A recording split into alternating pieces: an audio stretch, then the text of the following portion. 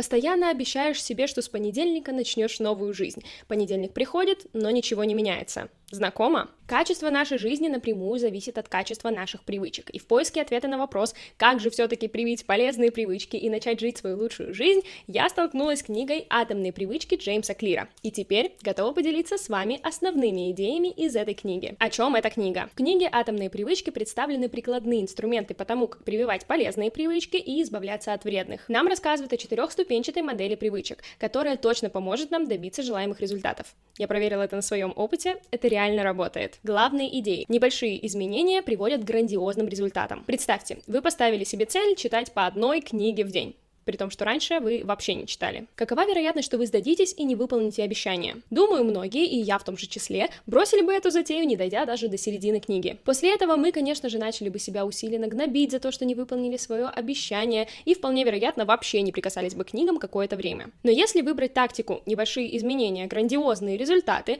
и, например, бы выбрали читать 50 страниц в день на протяжении всего дня с перерывами, то книгу на 300 страниц вы, вполне вероятно, закончили бы меньше, чем за неделю. Вам уже не нужно читать всю книгу целиком за один присест. Уровень тревоги снижается, а серия из небольших побед, достижений начинает выстраиваться в систему, которая приносит вам наслаждение. Впечатляет, не правда ли? Второе. 4-ступенчатая модель привычек. Внедрение любой привычки может быть построено по этой модели. Она включает в себя стимул, желание, реакция и вознаграждение. Стимул — это то, что побуждает нас делать то или иное действие. К примеру, уведомление на телефон побуждает нас как минимум взять телефон в руки, как максимум ответить на сообщение. Желание — это основной фактор, который стоит за любой привычкой. Возвращаясь к примеру с телефоном, то именно желание узнать, кто именно нам написал, толкает нас на то, чтобы мы взяли телефон в руки как можно скорее. Реакция — это регулярная привычка, согласно которой мы действуем. Кто-то отвечает на сообщения сразу же, кто-то хранит интригу и хранит сообщения неотвеченными.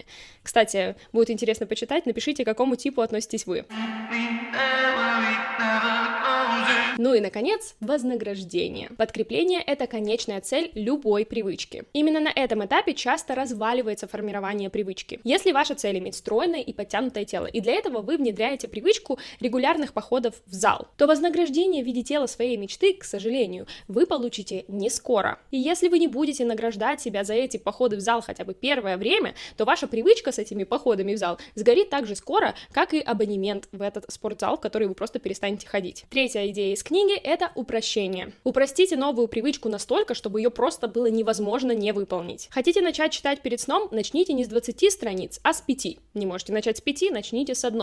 Упростите эту задачу настолько, чтобы ее просто было невозможно не выполнить. Облегчите задачу своему мозгу, чтобы снизить сопротивление и тревогу. И, наконец, добавьте привлекательности. Ответьте на вопрос, как вы можете разнообразить свою привычку, чтобы она начала приносить вам удовольствие. А теперь я хочу рассказать вам про свой опыт, как я внедрила рекомендации из этой книги в свою жизнь. Я ненавижу мыть посуду, и мне нужно было придумать что-то, что не будет заставлять меня трястись каждый раз, когда я вижу полную раковину посуды. И тогда я придумала привычку мыть посуду сразу же после того, как я поела. Помыть одну тарелку и кружку гораздо проще, чем потом перемывать гору посуды. Тогда сигнал того, что надо мыть посуду, это: я поела, закончила трапезу. Мое желание — это не перемывать гору посуды после. Моя реакция — это я с губкой тру кружку и тарелку. А мое вознаграждение — это чистая раковина. Да, мне это реально приносит удовольствие и спокойствие. Я упростила задачу мытья посуды настолько, насколько это было возможно, и это мне помогло. Вы можете сказать: Ника могла бы просто купить посудомойку. Но тогда мне бы пришлось придумывать другой пример. А так я считаю, что эта привычка очень полезна, и многие мои друзья и знакомые забирают ее себе.